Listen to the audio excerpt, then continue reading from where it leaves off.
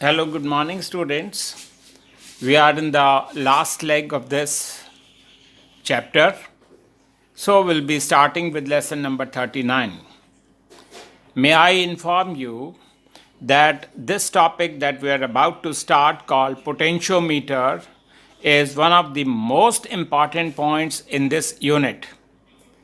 Specifically, we are going to do two very important questions in this.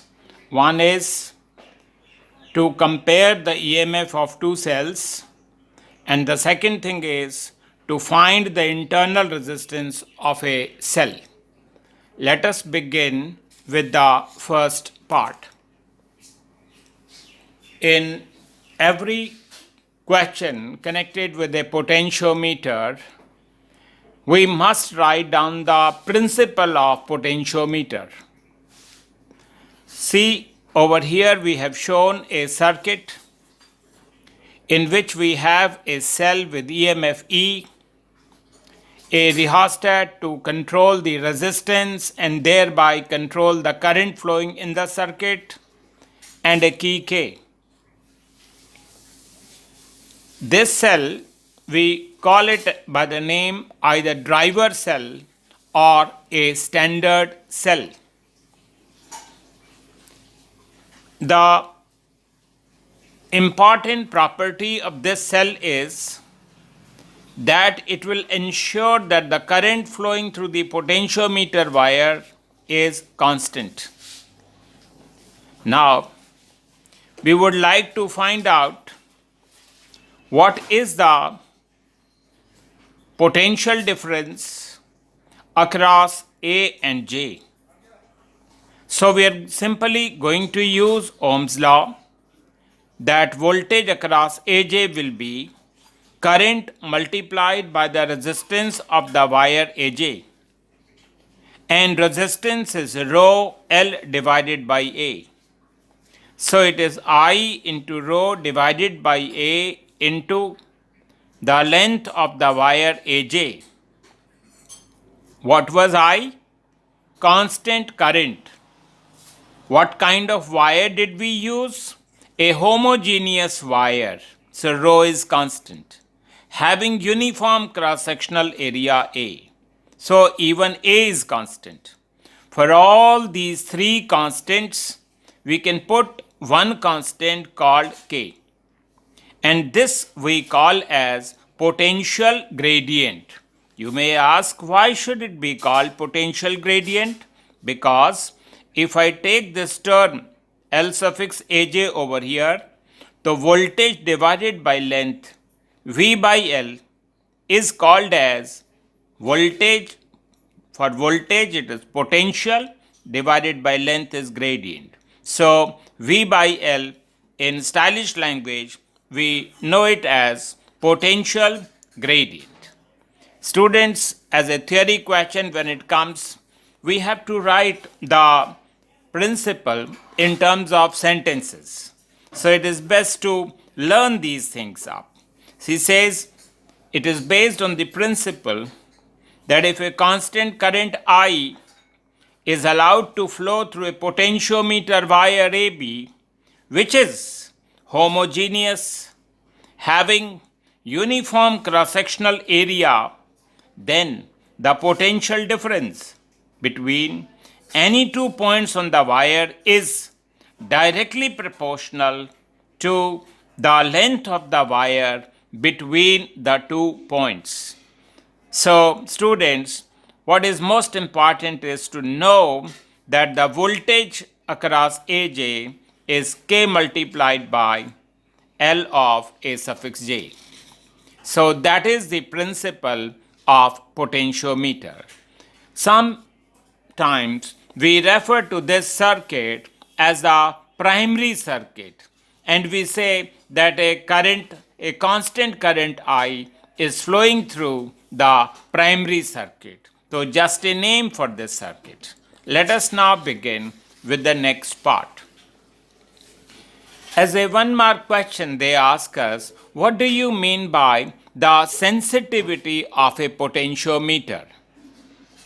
Sensitivity refers to how small a potential difference a potentiometer can measure.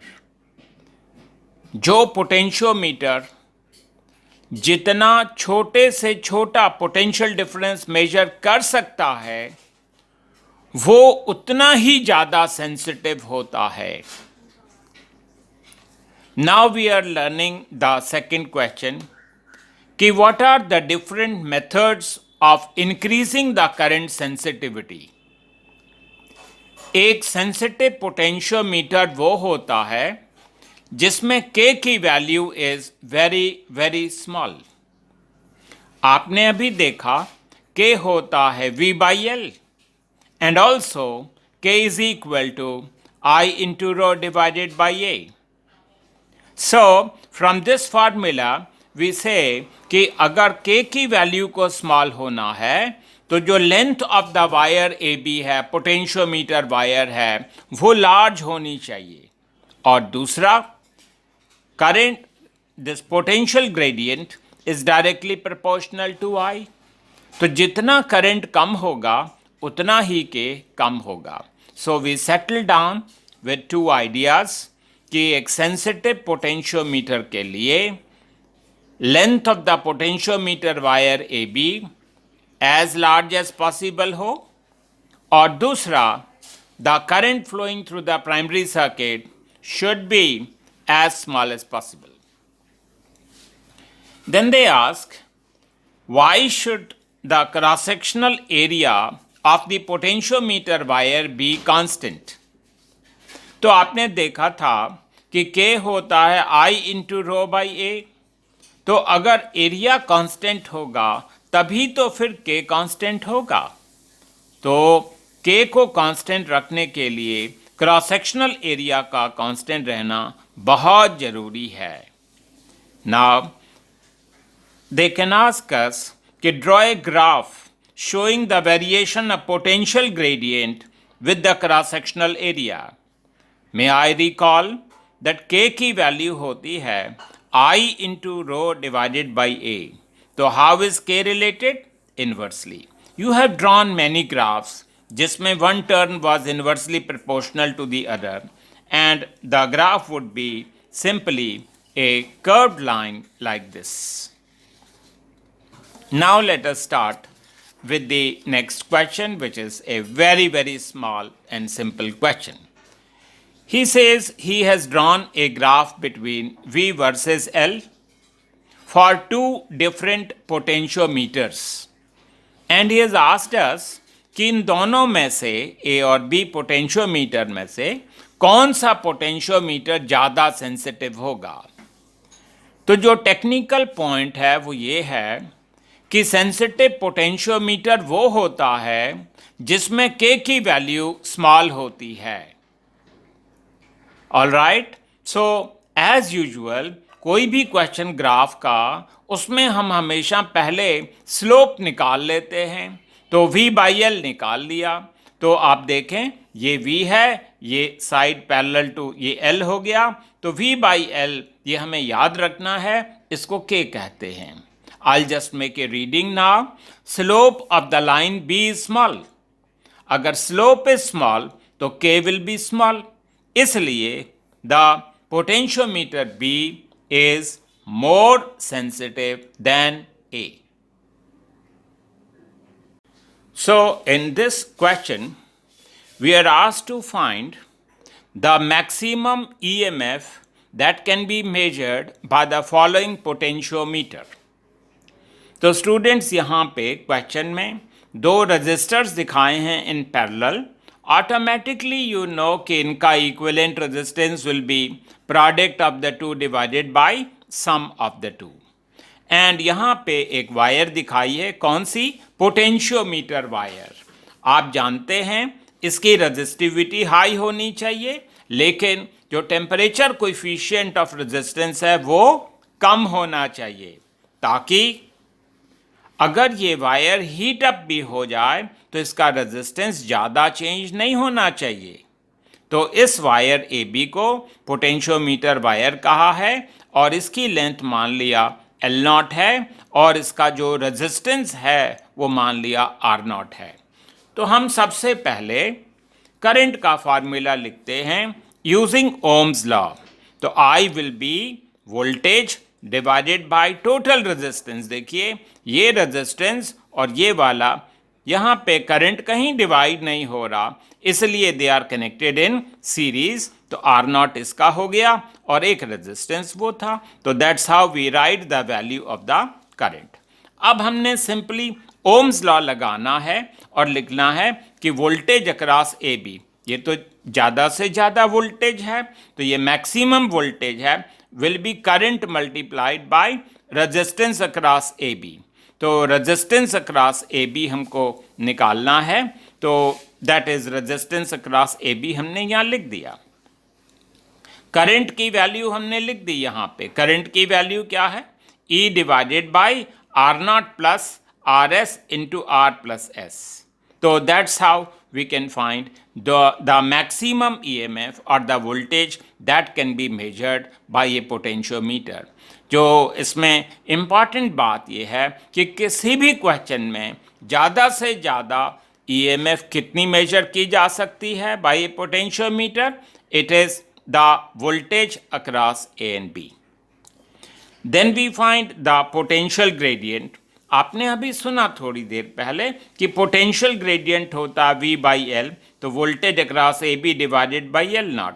तो simply 1/L naught पहले लिख लिया, फिर voltage across A B यहाँ से देख के लिख दिया। That was so simple. Okay, let's start with the next very important question। Students in the exam will get A question कि explain how a potentiometer can be used to compare the EMF of two cells। So normally this question comes with 3 marks and 50% marks can straight away be awarded on the correct circuit diagram। तो I am explaining the circuit diagram. यहाँ पे एक standard cell लगा है जिसको हम driver cell भी कहते हैं। एक रिहास्टेट है to control the flow of current through the special wire called potentiometer wire. उसमें करंट कैपिटल I फ्लो कर रहा है। ये जो lower part of the circuit है इसको हम सेकेंडरी सर्किट कहते हैं। इसमें हमने दो सेल्स लगाए हैं छोटे छोटे। एक की EMF E1 है, दूसरे की EMF E2 है। द कनेक्टेड थ्रू ए की K1 and K2, A resistance box, A galvanometer and A jockey. तो सबसे पहले स्टूडेंट्स हमें इसका प्रिंसिपल लिखना है, which you have already heard today. So I'm just reading it aloud to you कि if a constant current I flows through a potentiometer wire which is homogeneous having uniform cross-sectional area, then the potential difference between any 2 points on the wire is directly proportional to the length of the wire between the 2 points। And you know इसको हम लिखते हैं V is equal to K into L। अब let us begin with the next point in this, which is the method। सबसे पहले simple language में बता दूं, then I can show you that। सबसे पहले हमने इसकी K को ऑन करना है, प्लग इन करना है, ताकि ये प्राइमरी सर्किट कंप्लीट हो जाए और एक करंट फ्लो करने लग जाए और एक पोटेंशियल ग्रेडियंट सेटअप हो जाए ऑन द वायर। तो पहला स्टेप तो यही है, plug in the key K। उसके बाद हम इस की K1 को प्लग इन करते हैं ताकि ये जो सेल है विद EMF E1 ये सर्किट में आ जाए। उसके बाद ये जो रेजिस्टेंस बॉक्स है ये सिंपली एक प्रोटेक्टिव डिवाइस है, गैल्वेनोमीटर को प्रोटेक्ट करता है from getting damaged due to excessive flow of current through it. तो let me now cut short the matter. पहला स्टेप था कि plug in the key K, दूसरा है plug in the key K1, introduce high resistance using resistance box, then gently slide the jockey along the potentiometer wire and find a point on it for which the galvanometer gives null deflection। मान लिया वो पहली length L1 है, तो जो equation A है वो बन जाएगी E1 is equal to K into L1। अब थर्ड स्टेप बहुत सिंपल है, plug out the key K1 and plug in the key K2 और दोबारा से एक नई बैलेंसिंग लेंथ निकाल लें L2 and equation A again becomes E2 is equal to K into L2. So diagram से मैंने अभी आपको बताया, अब मैं आपको प्रोसीजर लिखा हुआ दिखा रहा हूँ। मेथड क्या है? पहले प्लग इन द की के प्राइमरी सर्किट में, फिर उसके बाद plug in the key K1. Now introduce high resistance using resistance box. Now gently slide the jockey along the potentiometer wire and find a point on it for which the galvanometer gives null deflection. Let the balancing length be L1. तो equation A बन जाएगी E1 is equal to K into L1. अब क्या करना है? Plug out the key K1 and plug in the key K2. Again find the balancing length L2 and equation A again becomes E2 is equal to K multiplied by L2. इन दोनों equations को हम divide कर सकते हैं, तो E1 by E2 will be L1 by L2. तो आप देखें, अगर हमें L1 L2 पता हो तो हम कंपेयर कर सकते हैं EMF of the two cells. Now we are going to learn a very important point which will be asked in the form of reasoning questions. Precautions क्या क्या हैं? देखिए, दो प्रिकॉशंस हैं. पहला, ये जो सेल है ड्राइवर सेल, इसकी EMF ज़्यादा होनी चाहिए देन E1 एंड E2. और दूसरी बात, जो पॉजिटिव टर्मिनल है E का, E1 का और E2 का, वो सारे के सारे they should be connected at the point A. तो पुट इट वेरी ब्रीफली, क्या होना चाहिए? जो ड्राइवर सेल है उसकी EMF ज़्यादा होनी चाहिए देन E1 एंड E2, और जो पॉजिटिव टर्मिनल हैं E के, E1 के और E2 के, they should all be connected at one single point. Now we start with the next question. ये है to find the internal resistance of a cell. ये भी बड़ा इंपॉर्टेंट क्वेश्चन है. तो सर्किट डायग्राम में देखिए स्टूडेंट्स, हमने ड्राइवर सेल की EMF को E डैश अब माना है. ठीक है, ये रिहास्टेट हो गया और यहाँ पे एक करंट I फ्लो कर सकता है. अब ये जो सेकेंडरी सर्किट है, इसमें वो एक सेल है विद EMF E, ये कम होनी चाहिए देन E डैश, ये आपको पता है. और ये इंटरनल रेजिस्टेंस है, ये एक्सटर्नल रेजिस्टेंस है. रेजिस्टेंस बॉक्स का रोल आपको पता है, सिंपली प्रोटेक्टिव डिवाइस. अब प्रिंसिपल की लैंग्वेज सेम है, तो I am not reading it allowed. तो लास्ट में आपने वो लिख के और फिर कहना है कि V is equal to K multiplied by L. That will be equation 1. Method बड़ा सिंपल है. क्या मेथड है? सबसे पहले प्लग इन द की के, ताकि ये करंट फ्लो करने लग जाए. नंबर 2, आपने introduce high resistance using resistance box. उसके बाद gently slide the jockey along the potentiometer wire and find a point on it for which the galvanometer gives null deflection. मान लिया वो बैलेंसिंग लेंथ क्या है? L1. फिर उसके बाद आपने ये जो सेकेंडरी सर्किट है, यहाँ पे plug in the key K1 और फिर से आपने बैलेंसिंग लेंथ निकालनी है L2. एंड अब इक्वेशन हो जाएगी V is equal to K multiplied by L2. Let me now show you the written matter. सबसे पहले plug in the key K हो गया. उसके बाद gently slide the jockey along the potentiometer wire and obtain a null point. Let the balancing length be called L1. तो equation A becomes E is equal to K into L1. उसके बाद क्या करना है कि वो जो की K1 है, एक ही इसमें K1 है. Now plug in the key K1 and again obtain the balancing length L2. so that it becomes V is equal to K into L2. इन दोनों को डिवाइड कर देना है, फिर दोनों तरफ माइनस कर देना है, तो यहाँ पे E minus V by V आ जाएगा. Students, I hope you remember कि किसी भी सेल के अंदर E minus V by V is small R upon capital R. ये चीज़ आपको याद रखनी है. तो small R will be L1 minus L2 divided by L2 into capital R. तो knowing L1, L2 and capital R, we can determine the value of small r. So this is all for today. Thank you very much for watching. Thank you.